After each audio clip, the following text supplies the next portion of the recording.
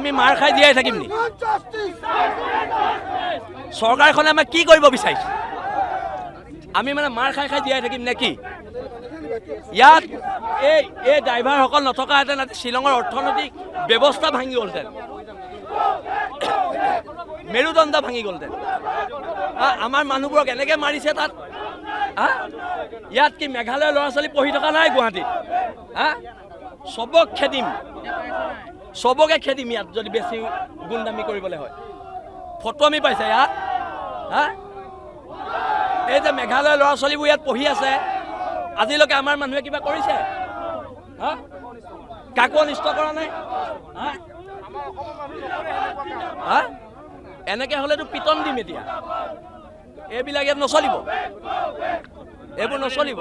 নাই, আমি ইয়াত আছোঁ, আজিৰ পৰা আছোঁ, আৰু এইটো স্থায়ী সমাধান লাগিব। নহ'ব নহ'ব, বহুত হ'ল। এতিয়া পাৰে নাই, আমাৰো হাত ভৰি আছে নহয়, নাই জানো? আমি আৰু অসমীয়া উদাৰ জাতি কৈ মাৰ খাই থাকিম নি?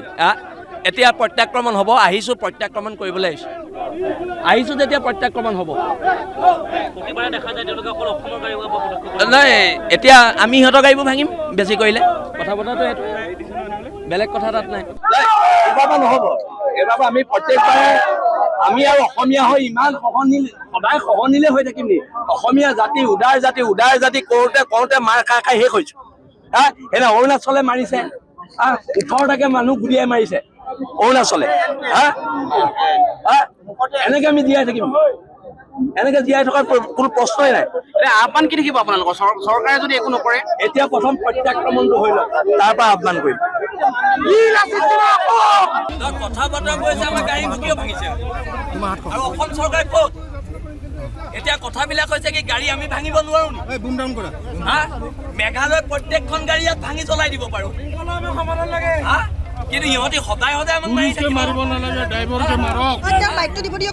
ইয়াত আমি মেঘালয়ৰ চাকৰামি কৰিবলৈ ইয়াত থকা নাই।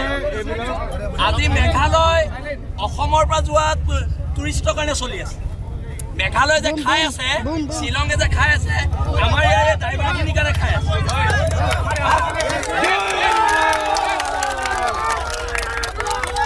আৰু এটা কথা, অসমৰ এটা ড্ৰাইভাৰৰ গাত যদি হাত লগাই হাত ভাঙি দিয়া হ'ব,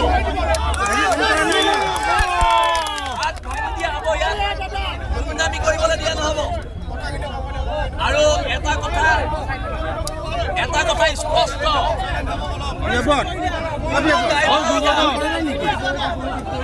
কোনো ড্ৰাইভাৰৰ গাত হাত দিব নোৱাৰিব, কোনো অসমীয়া ড্ৰাইভাৰৰ গাত হাত দিব নোৱাৰিব, অসমৰ কোনো ড্ৰাইভাৰৰ গাত হাত দিব নোৱাৰিব। আৰু এটা কথা স্পষ্ট, বীৰ লাচিত দাদা অসমৰ পৰা আমি কৈ দিছোঁ, এটা কথা কৈ দিছোঁ, মেঘালয়ৰ পৰাও এখন গাড়ী, গুৱাহাটীৰ পৰা এখনো গাড়ী, মেঘালয় ৰেজিষ্ট্ৰেশ্যন গাড়ী ইয়াত সোমাব দিয়া নহয়।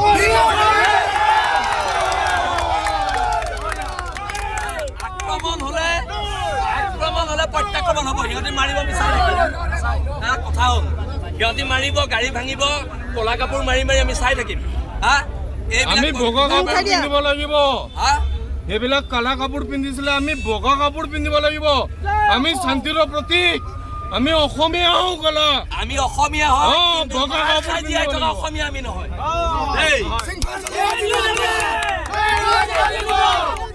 আমি ইয়াত বহিম,